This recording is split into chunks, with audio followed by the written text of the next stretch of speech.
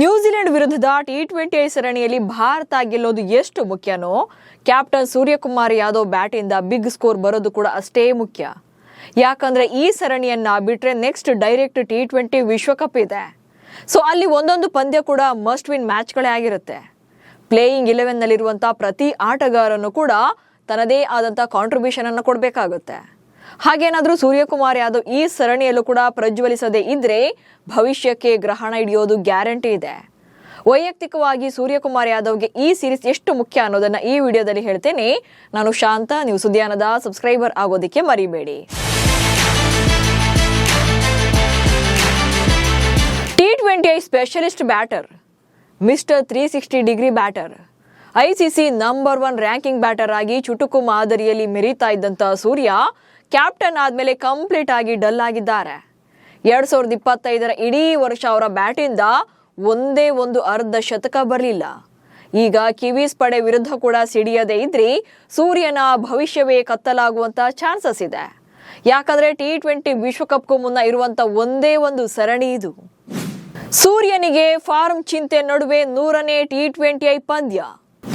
Team India ಪರ ಟಿ20ಗೆ late ಆಗಿ entry ಕೊಟ್ಟರು ಕೂಡ ಸೂರ್ಯಕುಮಾರ್ ಯಾದವ್ ಬಹುಬೇಗನೆ ಕ್ಲಿಕ್ ಆದ್ರು. 2021ರಲ್ಲಿ ಇಂಗ್ಲೆಂಡ್ ವಿರುದ್ಧ ಭಾರತ ಪರ ಟಿ20 ಪಂದ್ಯವನ್ನು ಆಡಿದಂತ ಸೂರ್ಯ ಅಲ್ಲಿಂದ ಹಿಂತಿರುಗಿ ನೋಡ್ಲೇ ಇಲ್ಲ.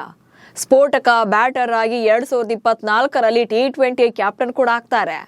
ಈಗ ಭಾರತ ನ್ಯೂಜಿಲೆಂಡ್ ವಿರುದ್ಧದ ಮೊದಲ ಪಂದ್ಯದಲ್ಲಿ ತಮ್ಮ 100ನೇ ಟಿ20 ಪಂದ್ಯವನ್ನ ಆಡ್ತಾರೆ. ಅಗ್ರೆಸಿವ್ ಬ್ಯಾಟಿಂಗ್ಗೆ ಹೆಸರುವಾಸಿಯಾಗಿದ್ದಂತ ಸೂರ್ಯ ಟಿ20 ಅಂತಾರಾಷ್ಟ್ರೀಯ ಪಂದ್ಯಗಳಲ್ಲಿ 2788 ರನ್ಗಳನ್ನ ಕಲೆ ಹಾಕಿದ್ದಾರೆ. 35.29 ಸರಾಸರಿ ಹಾಗೆ 163.23 ಸ್ಟ್ರೈಕ್ ರೇಟ್ನಲ್ಲಿ ಬ್ಯಾಟ್ ಬೀಸಿದ್ದಾರೆ. 35ನೇ ವಯಸ್ಸಿನ ಸೂರ್ಯ 4 ಟಿ20 ಶತಕಗಳನ್ನು ಬಾರಿಸಿದ್ದಾರೆ. ಹಾಗೆ 21 ಅರ್ಧ ಶತಕ ಸಿಡಿಸಿದ್ದಾರೆ. ಟಿ20ನಲ್ಲಿ ಗ್ಲೆನ್ ಮ್ಯಾಕ್ಸ್ವೆಲ್ ಮತ್ತು ರೋಹಿತ್ ಶರ್ಮಾ ತಲಾ 5 ಶತಕಗಳೊಂದಿಗೆ ಟಾಪ್ 1 ಪ್ಲೇಸ್ನಲ್ಲಿದ್ರೆ ಸೂರ್ಯ 4 ಶತಕಗಳೊಂದಿಗೆ 2ನೇ ಸ್ಥಾನದಲ್ಲಿದ್ದಾರೆ. ಹೀಗಿದ್ರೂ ಕೂಡ ಕಳೆದ 1.5 ವರ್ಷಗಳ ರೆಕಾರ್ಡ್ಸ್ಗಳು ಮಾತ್ರ ತೀರಾ ಕಳಪೆಯಾಗಿದೆ. ಸೂರ್ಯನಿಗೆ ಕ್ಯಾಪ್ಟನ್ಸಿಯೇ ಮುಳುವಾಯ್ತಾ? 2023ರಲ್ಲಿ ತಮ್ಮ ಕೆರಿಯರ್ನ ಪೀಕ್ನಲ್ಲಿದ್ದಂಥ ಸೂರ್ಯ 2024ರಲ್ಲಿ ಮಂಕಾದ್ರು. 2024ರ ಕ್ಯಾಲೆಂಡರ್ ವರ್ಷದಲ್ಲಿ 11 ಪಂದ್ಯಗಳಿಂದ 29ರ ಸರಾಸರಿಯಲ್ಲಿ 291 ರನ್ಗಳನ್ನ ಕಲೆ ಹಾಕಿದ್ರು. ಇನ್ನು ನೆಕ್ಸ್ಟ್ 2025ರಲ್ಲಂತೂ ಇನ್ನೂ ಕೂಡ ವೀಕ್ ಆಗಿತ್ತು ಅವರ ಪ್ರದರ್ಶನ. ಕಳೆದ ವರ್ಷ 21 ಪಂದ್ಯಗಳನ್ನು ಆಡಿದಂತ ಸೂರ್ಯ ಒಂದೇ ಒಂದು ಅರ್ಧ ಶತಕ ಕೂಡ ಬಾರಿಸೋಕೆ ಸಾಧ್ಯವಾಗಲಿಲ್ಲ. 13.62ರ ಸರಾಸರಿಯಲ್ಲಿ 218 ರನ್ಗಳನ್ನ ಕಲೆ ಹಾಕಿದ್ರು. ಅದು ಕೂಡ 123.16ರ ಸ್ಟ್ರೈಕ್ ರೇಟ್ನಲ್ಲಿ. ಇಡೀ ವರ್ಷ ಅವರ ಬ್ಯಾಟಿಂದ ಬಂದಿದ್ದೇ 18 ಬೌಂಡ್ರಿ ಹಾಗೆ 10 ಸಿಕ್ಸರ್ಗಳು ಮಾತ್ರ. ಕಳೆದ ಡಿಸೆಂಬರ್ನಲ್ಲಿ ನಡೆದಂತ ಸೌತ್ ಆಫ್ರಿಕಾ ವಿರುದ್ಧ ಕೂಡ ಇಂಪ್ರೆಸಿವ್ ಇನ್ನಿಂಗ್ಸ್ ಅನ್ನ ಆಡಿಲ್ಲ. 4 ಪಂದ್ಯಗಳಲ್ಲಿ ಕೇವಲ 34 ರನ್ಗಳನ್ನ ಮಾತ್ರ ಕಲೆ ಹಾಕಿದ್ರು. ಹೀಗಾಗಿ ಸೂರ್ಯನ ಪರ್ಫಾರ್ಮೆನ್ಸ್ ಬಗ್ಗೆ ಆಗಾಗ್ಗೆ ಟೀಕೆಗಳು ಕೇಳಿ ಬರ್ತಾನೇ ಇವೆ. ಹೀಗಿದ್ರು ಕೂಡ ಟಿ20 ಫಾರ್ಮೆಟ್ ನಲ್ಲಿ ಭಾರತ ಗೆಲ್ತಿದೆ ಅನ್ನೋ ಕಾರಣದಿಂದಾಗಿ ಮಾತ್ರನೇ ಸೂರ್ಯಕುಮಾರ್ ಯಾದವ್ ರನ್ನ ಟಿ20 ವಿಶ್ವಕಪ್ಗೂ ಕೂಡ ಕ್ಯಾಪ್ಟನ್ ಆಗಿ ಮುಂದುವರಿಸಿದೆ ಬಿಸಿಸಿಐ. ಸೊ ಈಗ ನ್ಯೂಜಿಲೆಂಡ್ ವಿರುದ್ಧ ಸೂರ್ಯನಿಂದ ಬೆಸ್ಟ್ ಸ್ಕೋರ್ ಬರಲೇಬೇಕು. ಈ ಸರಣಿ ಸೂರ್ಯನಿಗೆ ಎಷ್ಟು ಮುಖ್ಯ ಅನ್ನೋದನ್ನ ಒಂದೊಂದಾಗಿ ನೋಡ್ತಾ ಹೋಗೋಣ. ಮೊದಲನೇದಾಗಿ ಟಿ20 ವಿಶ್ವಕಪ್ಗೂ ಮುನ್ನ ಮತ್ತೆ ಫಾರ್ಮ್ಗೆ ಬರಬೇಕು. ಎಸ್, ಪ್ರಸ್ತುತ ಈಗ ಭಾರತ ಟಿ20 ಮಾದರಿಯಲ್ಲಿ ವಿಶ್ವಕಪ್ ಅನ್ನ ಆಡುತ್ತೆ. ಸೊ ಹಾಲಿ ಚಾಂಪಿಯನ್ ಈ ಮಾದರಿಯಲ್ಲಿ. ಸೊ ಫೆಬ್ರವರಿ 7ರಿಂದ ಶುರುವಾಗಲಿರುವಂತ ವಿಶ್ವಕಪ್ನಲ್ಲಿ ಕ್ಯಾಪ್ಟನ್ ಆಗಿ ಸೂರ್ಯಕುಮಾರ್ ಯಾದವ್ ಭಾರತವನ್ನು ಸಮರ್ಥವಾಗಿ ಲೀಡ್ ಮಾಡಬೇಕು. ಹಾಗೆ ತನ್ನ ಕಾಂಟ್ರಿಬ್ಯೂಷನ್ ಅನ್ನು ಕೊಡಬೇಕು ಅಂತಂದ್ರೆ ಕಳಪೆ ಫಾರ್ಮ್ನಿಂದ ಉತ್ತಮ ಫಾರ್ಮ್ಗೆ ಬರೋಕೆ ಪ್ರಸ್ತುತ ಇರೋದೇ ಇನ್ನು ಒಂದೇ ಸರಣಿ, ಅದು ನ್ಯೂಜಿಲೆಂಡ್ ಸರಣಿ. ಸೊ ಈ ಸರಣಿ ಮೂಲಕ ಮತ್ತೆ ತಮ್ಮ ಅಗ್ರೆಸಿವ್ ಬ್ಯಾಟಿಂಗ್ ಸ್ಟೈಲ್ಗೆ ಕಮ್ಬ್ಯಾಕ್ ಮಾಡಬೇಕಾಗತ್ತೆ.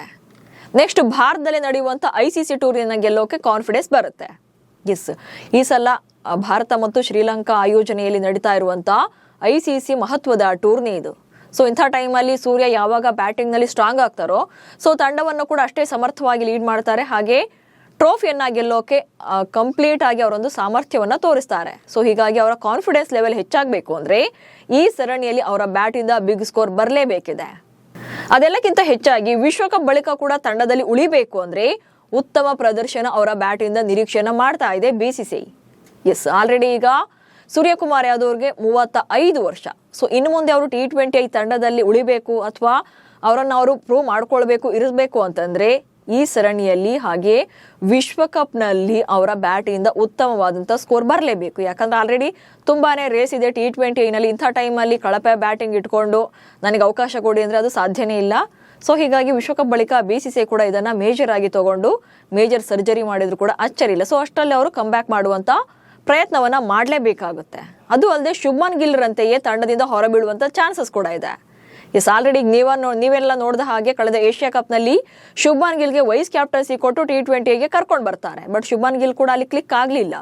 ವೈಟ್ ಬಾಲ್ ಫಾರ್ಮೆಟ್ನಲ್ಲಿ ಕಂಪ್ಲೀಟ್ ಆಗಿ ಕಳಪೆ ಪ್ರದರ್ಶನ ನೀಡಿದಂಥ ಶುಭ್ಮನ್ ಗಿಲ್ ಆ ವರ್ಷ ಒಂದೇ ಒಂದು ಅರ್ಧ ಶತಕ ಕೂಡ T20ನಲ್ಲಿ ಬಾರಿಸಲಿಲ್ಲ. ಹೀಗಾಗಿ ಆಟೋಮೆಟಿಕಲಿ ಅವರನ್ನ ತಂಡದಿಂದ ಕೈ ಬಿಟ್ರು. T20 ವಿಶ್ವಕಪ್ನಿಂದಲೂ ಕೂಡ ಶುಭ್ಮನ್ ಗಿಲ್ ಹೊರಗುಳಿಬೇಕಾಯಿತು. ಹೀಗಾಗಿ ಅವರಂತೆಯೇ ಸೂರ್ಯ ಕೂಡ T20ನಿಂದ ಹೊರಬೀಳುವಂತ ಚಾನ್ಸಸ್ ಇರುತ್ತೆ. ಅಂಡ್ ನೆಕ್ಸ್ಟ್ 2028ರ T20 ವಿಶ್ವಕಪ್ಗೆ ಹೊಸ ಕ್ಯಾಪ್ಟನ್ ನೇಮಕ ಮಾಡುವಂತ ಸಾಧ್ಯತೆ ಜಾಸ್ತಿ ಇದೆ. ಸೊ ಈಗ ಆಲ್ರೆಡಿ ಸೂರ್ಯಕುಮಾರ್ ಯಾದವ್ಗೆ 35 ವರ್ಷ.